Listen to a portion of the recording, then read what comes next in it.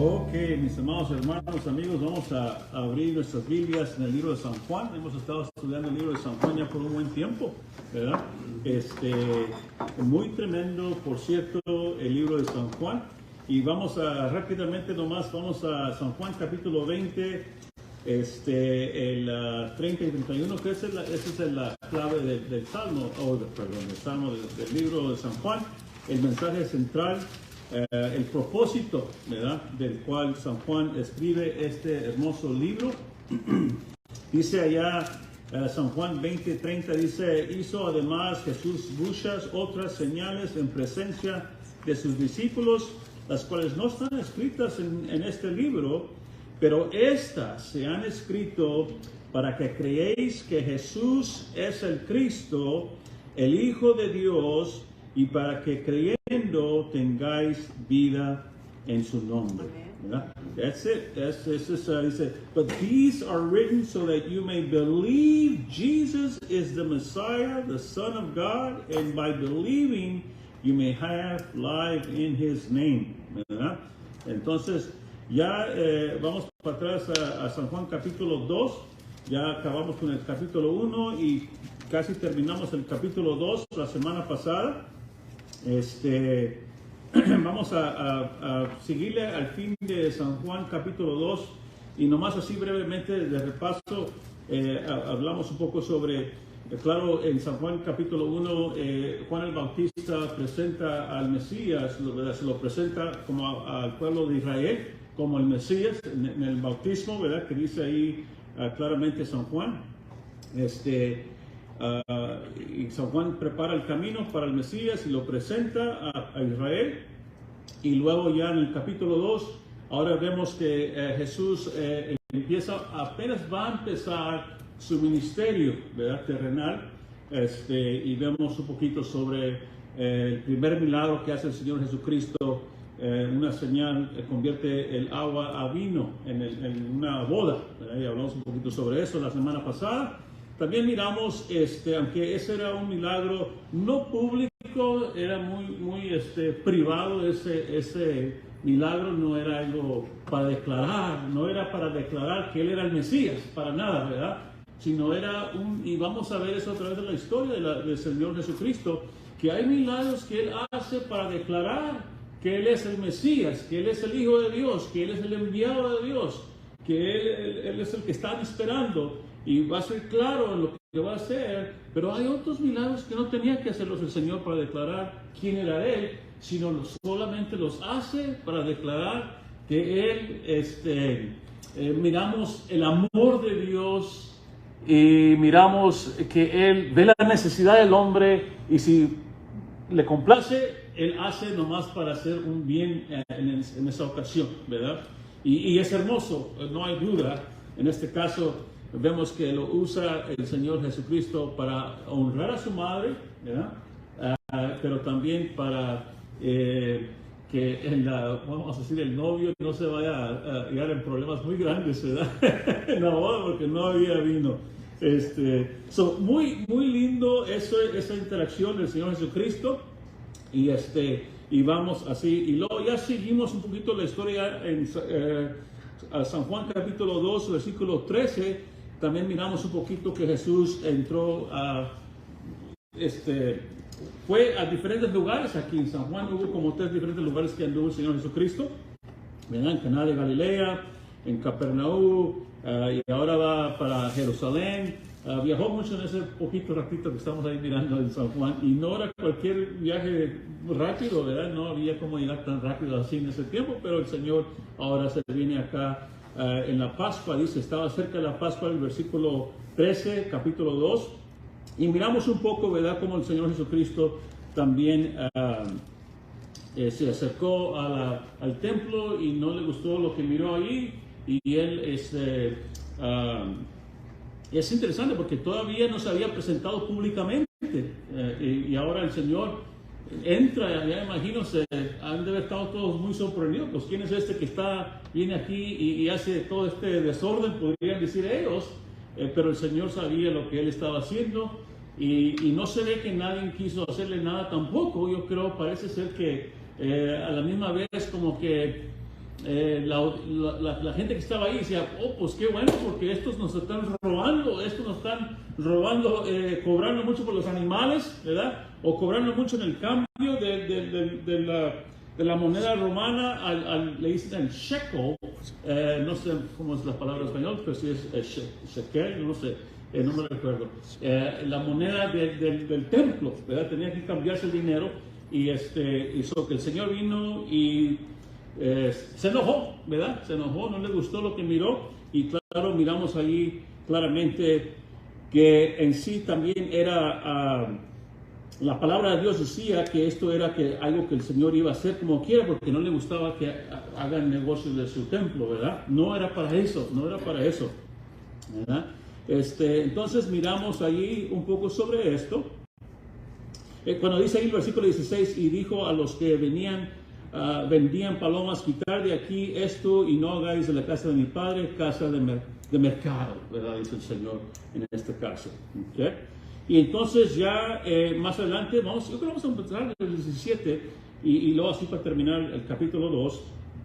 Dice, entonces se acordaron sus discípulos que está escrito, el celo de tu casa me consume, ¿verdad? El Señor, el celo de tu casa, o sea, el templo de Dios, la casa de Dios, podríamos decir, en el Dios se moraba el Señor. Él era importante y era menester cuidar, ¿verdad? Y no hacer cosas indebidas en la casa de Dios, por decirlo así. ¿Okay? Bueno, y luego vamos a ver el 18, y los judíos respondieron y le dijeron, ¿qué señal nos muestras ya que haces esto? Y aquí se nos quedamos la semana pasada. Respondió Jesús y les dijo, destruir este templo y en 3 días lo levantaré. ¿Verdad? Es una palabra muy interesante ahí, me habla Jesús, ¿verdad? En la respuesta de Jesús. ¿Qué señal nos muestras ya que haces esto? No sé cómo estaba el Señor en esa ocasión allí, en ese instante que estaba ahí dialogando y le estaban hablando, y no sé si es como querer decir, hey, si quieres matarme, mátame, al cabo la señal que te voy a dar, que es el 3er día voy a resucitar. ¿Verdad? A mí, lo más alto posible que le podían hacer a él humanamente es matarlo, ¿verdad? Pero él dice, no le entendieron, claro, muy bien al Señor, pero yo creo que es una expresión de decir, ¿qué quieres hacerme? ¿Matarme? Mátame si quieres, ¿verdad? Yo sé lo que estoy haciendo, y esta es la casa de mi padre, y esto no es correcto lo que están haciendo. Eso que le contesta de esta manera, muy impactante, por cierto, ¿verdad? Y que el Señor ya estaba anunciando que Él moriría, pero que Él resucitaría también, ¿verdad? Importantísimo que miremos allí cómo el Señor responde. Versículo 20, dijeron luego los judíos, en 46 años fue edificado este templo, y tú en 3 días lo levantarás. Entonces ellos no entendieron que estaba hablando de su tiempo, de su vida, que el Señor daría su vida y el 3er día resucitaría. Ellos estaban mirando otra cosa, ¿verdad? Y no hay duda, también, hermanos, claro, esto ya eran 46 años, todavía no se había terminado de construir el templo. El templo comenzó desde el año 20 antes de Cristo, Herodes el Grande, ¿verdad? Construyendo, y si no me equivoco, terminó como en el año 64 del tiempo de Cristo, ¿verdad? Que son como 80 años que le tomó para construir este templo, hermoso por cierto, y todavía no lo habían terminado, Señor. Y estos están diciendo, pues, ¿qué pasó aquí, verdad? Tomó 46 años todavía, y tú dices que en 3 días lo levantas, ¿verdad? Y yo creo también, mis amados hermanos, que esto habla mucho de lo que, y vamos a verlo más adelante, al terminar este pasaje, este capítulo, que el Señor mira lo que el hombre no mira, ¿verdad? El hombre mira las cosas físicas, materiales, pero el Señor no. El Señor mira lo que hay dentro del hombre. Y vamos a ver cuando Jesús confronta y habla con diferentes personajes en la Biblia, Y por ejemplo, ahorita viene a mente cuando el Señor lloró, ¿verdad? Que si no me equivoco en la historia de San Juan capítulo 14, de Lázaro, etcétera, etcétera, que llora el Señor. El Señor mira que realmente el hombre no lo buscaba por conocerlo a Él y tener una relación con Él, sino que lo buscaba porque el Señor les daría algo. Y nosotros también muchas veces buscamos a Dios porque queremos que nos bendiga el Señor. Y no por conocerle a Él, no por tener una relación con Él, sino, Señor, te quiero conocer porque estoy sufriendo y estoy batallando y tengo este problema y aquel problema y creo que solamente tú me puedes ayudar, Señor. Eres la última recurso para mí. ¿Qué clase de relación es esa? Y yo creo que el Señor aquí mira todo eso, ¿verdad? Que el hombre estaba haciendo cosas del templo que eran cosas muy religiosas, muy material, el materialismo, y no lo estaban haciendo las cosas por tener una relación con Dios. ¿Entienden? Eso es importante para nosotros, mis amados hermanos y amigos. ¿Por qué seguimos al Señor o por qué buscamos al Señor? ¿Por algo que nos dé? Tristemente, la mayoría de las veces, eso es. Tristemente, las razones por cuales oramos a Dios es que tenemos una lista bien grandota. ¿Verdad? Decía mi papá, si no me equivoco, que él tenía, en tiempo atrás, tenía una lista bien grande de todas las cosas que él le pedía al Señor y él oraba y el Señor le contestaba y las checaba así. ¿Entiendes? Estamos orando para que Dios nos dé ciertas cosas. Y qué triste. No sé si podemos conectarnos, mis amados hermanos, ¿en qué sentido? ¿Cómo son nuestras relaciones entre nosotros?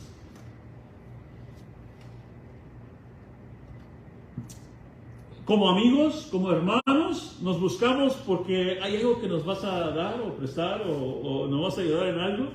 O porque realmente queremos tener una conversación y una comunión y una hermandad contigo o conmigo.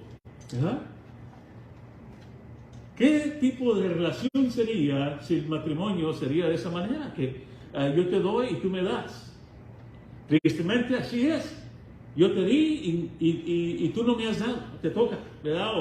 Y tristemente por eso los matrimonios estaba leyendo últimamente que hoy día le llaman un nombre a los matrimonios de más de 50 años que ahora se están rompiendo. Muchos de los matrimonios a esta edad de 50 años de edad, de muchos años de casados, se están quebrando bastantes, ¿verdad? Porque dicen, ¿cómo voy a vivir con esta persona todo el resto de mi vida? No quiero, ¿verdad? ¿Por qué? ¿Estamos buscando que nos den, nos satisfazcan con algo? Físicamente, materialmente, si no me da de comer, si no me da la ropa, si no me esto y el otro, ¿qué clase de relación queremos tener? Y creo, mis amados hermanos, miremos eso al leer el libro de San Juan y las interacciones que va a tener el Señor, hasta las relaciones que tuvo con Marta y María y Lázaro. ¡Wow! Es increíble. ¿Cuántas veces no hemos buscado al Señor porque queremos algo del Señor? No porque queremos conocerle a Él. Y por eso el Señor llora. ¿Verdad? Entonces, mis amados hermanos, el Señor, y mire, por eso le digo, aquí lo dice, mire, versículo 20, dijeron luego los judíos, en 46 años fue dedicado este templo y tú en 3 días lo levantarás. Mas él hablaba del templo de su cuerpo, claro. Por tanto, cuando resucitó de entre los muertos, sus discípulos se acordaron que habían dicho esto y creyeron las escrituras y la palabra que Jesús había dicho. Y ahorita me vengo para atrás, en el versículo 23, estando en Jerusalén en la fiesta de la Pascua, muchos creyeron en su nombre, viendo las señales que hacía. Pero Jesús mismo no se fiaba de ellos porque como conocía a todos y no tenía necesidad de que nadie le diese testimonio del hombre, pues él sabía que lo que había en el hombre. Jesus, however, would not entrust himself to them since he knew them all. And because he did not need anyone to testify about man, for he himself knew what was in man. Él conocía sus corazones. Él conocía lo más profundo de nuestro ser. Y eso es importante, mis amados hermanos, notar eso en nuestra relación con el Señor. No sé por qué viene a mente las historias de Daniel, el libro de Daniel, Sadrach, Mesach y Abednego, y ellos, no importaba, dice, si me muero, me meten ahí al lumbre, no importa. Y si no me salva el Señor, I don't care. No me importa si el Señor me salva o no me salva del infierno ahí. ¿Por qué? Porque ellos realmente amaban a su Dios. Ellos realmente tenían una relación con Dios. Ellos realmente lo más importante era conocerle a Él, y era lo más importante. Lo demás no importaba, porque así como ellos, pues si me meten, so what? Me resucitará en un día, o me llevará con el Señor, ¿verdad? Ellos no miraban las cosas materiales, y aquí miramos que el Señor decía, yo conozco lo que hay dentro del hombre, ¿verdad?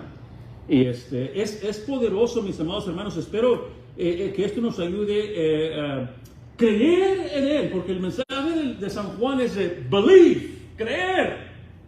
No creer en sus milagros necesariamente, aunque sí los creemos, porque ahí está escrito, está. Pero creer en Él por lo que Él es. ¿Quién es Él? ¿Verdad? That's the point. Ese es el punto central del libro, de creer en Él como el Mesías, el ungido de Dios, ¿verdad? Entonces, mis amados hermanos, qué tremendo, porque dice ahí el versículo 22, por tanto, cuando resucitó dentro de los muertos, sus discípulos se acordaron que había dicho esto, ¿verdad? Que Él en 3 días lo iba a levantar, y creyeron la Escritura y la palabra que Jesús había dicho. Qué interesante. Y así pasa mucho con nosotros. Creemos después. No al momento creemos, sino después creemos. No sé por qué así estamos, ¿verdad? Creemos después de algo que pasa a tiempo, entonces creemos. Y no estoy diciendo que está nada malo con eso, mis amados hermanos, nomás estoy diciendo, miren nomás lo interesante, ¿verdad? Que los discípulos ahora entonces sí miraron y lo resucitó, entonces sí creyeron, ¿verdad? Creyeron en la Escritura. Claro, ¿cuál Escritura? Bueno, en este caso sería el Antiguo Testamento, ¿verdad? Por ejemplo, si no me equivoco, Salmo 16, 10, por ejemplo. Este es un ejemplo solamente. Pero qué hermoso, no hay duda, es bueno recordar, Salmo 16, si no me equivoco, versículo 10, por ejemplo, dice la palabra de Dios, porque no dejarás mi alma en el Seol, ni permitirás que tu santo vea corrupción. For you will not abandon me to Sheol, you will not allow your faithful one to see the pit. Muy interesante en inglés, the pit, ¿verdad? Hicieron memoria de la Escritura antigua, de lo que decía ella de él, y ellos pudieron mirar y entonces creer, ¿verdad? Después creer. Y no hay duda, mis amados hermanos, que en nuestro caminar con el Señor Jesucristo hay muchas cosas que no vamos a creer. Hay muchas cosas que no creemos.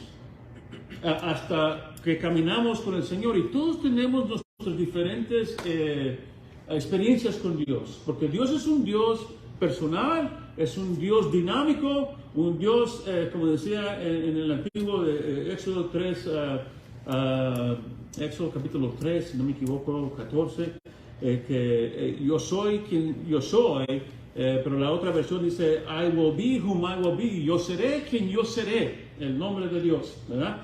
Yo seré quien yo seré contigo, yo seré quien yo seré con y etcétera, etcétera. Es muy personal el Señor, y caminamos con Él, y cuando vamos caminando, vamos creciendo con Él, y vamos creyendo en Él más y más y más, ¿verdad? Porque al fin de fines, mis amados hermanos, faith, ¿verdad? Fe qué interesante. Fe, bueno, vienen varias cosas a mi mente. Viene la palabra fe, viene gracia, viene muchas a mi mente ahorita, pero faith, ¿qué es faith realmente? ¿Qué es fe, mis amados hermanos? Fe es mi respuesta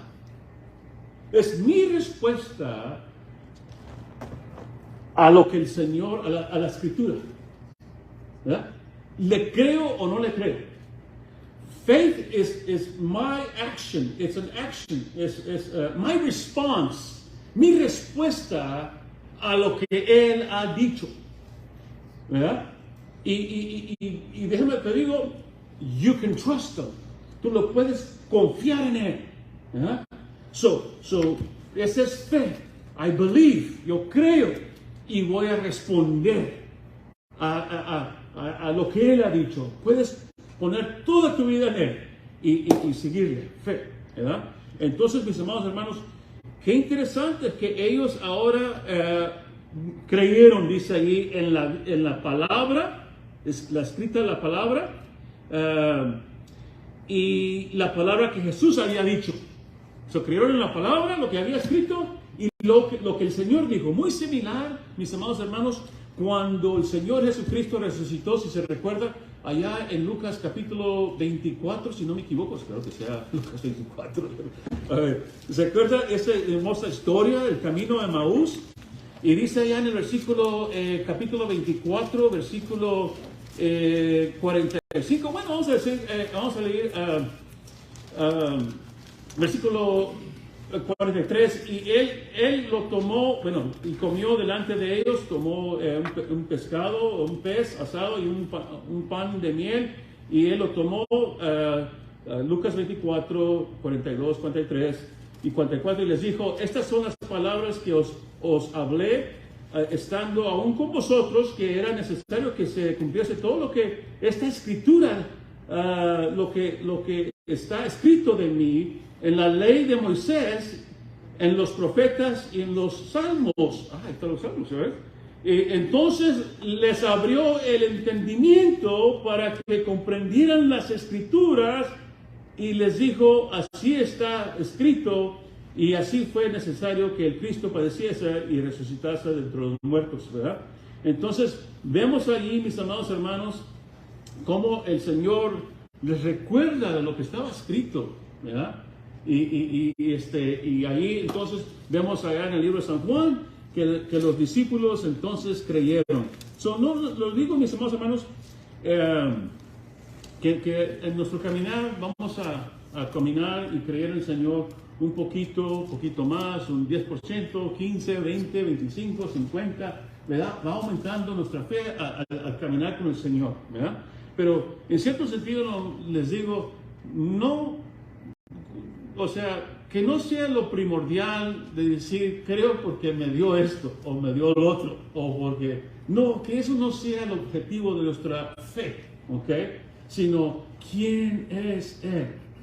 O sea, porque de tal manera amó, ¿verdad? Cuidado, mis amados hermanos. Hasta en medio de las tragedias, mis amados hermanos, podemos amar al Señor. Yo sé que es bien pesado y bien difícil en ese momento, pero eso habla de la paz que sobrepasa todo entendimiento, ¿verdad? Entonces, es importantísimo, ¿ok? Entonces, por eso, mis amados hermanos, habla de que creyeron en Él, ¿verdad? Y las señales que Él había hecho, pero Jesús mismo no era fiable de los hombres, porque Él sabía que esto es apenas nomás porque les estoy dando señales, me están siguiendo, nomás porque me están siguiendo, todavía no me aman, porque Él quien yo soy, ¿verdad? Y aunque también le dijo a Marta María, yo soy la resurrección, yo soy la vida, y todavía ahí estaban batallando los muchachos, ¿verdad? Y no nomás ella, sino todos nosotros batallamos, ¿verdad? Gloria a Dios. Bueno, ahí termina San Juan capítulo 2, mis amados hermanos, un poco sobre el empiezo del testimonio del ministerio del Señor Jesús públicamente, ¿verdad? Brinca de esta ciudad a la otra ciudad hasta Jerusalén, Y ahí ya ahora sí comienza un poquito más fuerte el ministerio del Señor Jesucristo. ¿Okay? So, hay una transición de San Juan 1 a San Juan 2. ¿Okay? Dos enfoques diferentes. ¿Okay? Bueno, y en cierto sentido, mis amados hermanos, parece ser que al terminar San Juan capítulo 2, especialmente el versículo 24 y 25, hablando del hombre, ¿verdad? Pero Jesús mismo se fiaba de ellos, ¿verdad? Y habla del hombre, del testimonio del hombre, como que se mete muy bien, cabe muy bien la transición al capítulo 3, cuando empieza el capítulo 3, mire, porque dice, había un hombre, ¿verdad? Ahora habla de un hombre, la transición, ¿ok? Estos otros como que por las señales, ¿verdad? Me están siguiendo, me quieren algo de mí por las señales. Y ahora transiciona a otro hombre, dice, había un hombre de los fariseos que se llamaba Nicodemo, un principal entre los judíos. Este vino a Jesús de noche y le dijo, Rabí, sabemos que has venido de Dios como maestro, porque nadie puede hacer estas señales que tú haces si no está Dios en él, ¿verdad? Mire la transición tan tremenda, mis amados hermanos, porque aunque pudiéramos decir, pobre Nicodemo, el hermano que está con el Señor, el hermano, el doctor... Adrian Rogers. ¿Cómo? Adrian Rogers. No, el hermano Through the Bible, ¿cómo se llama? Dr. J. Vernon McGee, ¿verdad? El hermano Vernon McGee de Through the Bible Ministry le dice Nicky.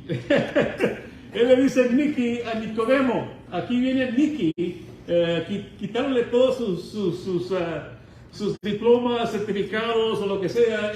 Solamente es un Nicky, ¿verdad? No es un fariseo de fariseos, etcétera, etcétera, ¿verdad? Viene un hombre, miren la transición, mis amados hermanos, viene un hombre, pero qué tremendo, porque este era un hombre, no cualquier hombre, era maestro de maestros, era de fariseo del Sanedrín, era una persona muy importante, mis amados hermanos. Y qué diferencia en su actitud, aunque él tenía cierta autoridad o credenciales muy altos, reconoció que Jesús era un rabí. Creo que el Señor le dio mucha atención y miró el corazón de él inmediatamente. Le dijo rabí. Imagínense, para un maestro de maestros llamarle rabí a Jesús es porque él sabía que había algo en él y no, aunque habla de las señales que está haciendo, pero él mira más allá. Y le dice Rabí, lo respeta inmediatamente, mis amados hermanos, cual él podía ser muy diferente, pero no lo fue, porque ya el Señor estaba trabajando en su vida. No hay duda que el Señor estaba trabajando en su vida. Muy importante, mis amados hermanos, mirar esa transición de este hombre Nicodemo. ¿Ok? Y ya, no voy a seguir mucho aquí, nomás voy a mirar poquito aquí rápidamente porque yo sé que toma mucho tiempo para entrar en San Juan capítulo 3, aunque ya lo hemos estudiado una vez, pero tremendo y poderoso este capítulo. A mí me encanta, mis amados hermanos, pero nomás por ahorita, por razón del tiempo, ¿verdad? Voy a nomás hablar brevemente aquí Nicodemo, un principal entre los judíos. Nomás la importancia de que entendamos que Nicodemo era un fariseo, ¿verdad? Y es un principal, ¿verdad? Quiere decir, mis amados hermanos, que Nicodemo era un rabino de rabinos, él también era una persona muy capaz, muy estudiada, ¿verdad? Y se cree, mis amados hermanos, que un rabino tenía que tener como 30 años para ser rabino, y un rabino para ser un principal o maestro de rabinos, por decir pastor de pastores, por decir así, ¿verdad? Tenía que tener los 50 años, ¿ok? Ya tenía mucha experiencia este varón, ¿ok? Él tenía su propia escuela de cómo vivir la vida conforme el Antiguo Testamento y claro, todas las leyes que los judíos fariseos habían puesto, ¿verdad? Hay muchas leyes que ellos observan, a pesar de las leyes 613 leyes que están escritas en el Antiguo Testamento y luego las leyes orales, etcétera, etcétera. Tienen demasiadas cosas que observar. Y este Nicodemo, mis amados hermanos, era una persona muy preparada y él era rabino de rabino. Y era también, conforme aquí lo miramos también, él era parte del Sanedrín también. Él era, y sabemos conforme los que pertenecían al Sanedrín, mis amados hermanos, también era un hombre casado, ¿verdad? Porque no podías participar del Sanedrín si no eras del Sanedrín. Era un concilio, mis amados hermanos, que podían traer casos a ellos y ellos podían decidir en casos de problemas que hubiera entre el pueblo de Dios, ¿verdad? Y él entonces era un hombre casado y muy importante, ¿verdad? Y vemos claro que él también vino de noche. Y esto es lo que le estoy diciendo, la próxima semana lo vamos a ver un poco más detallosamente.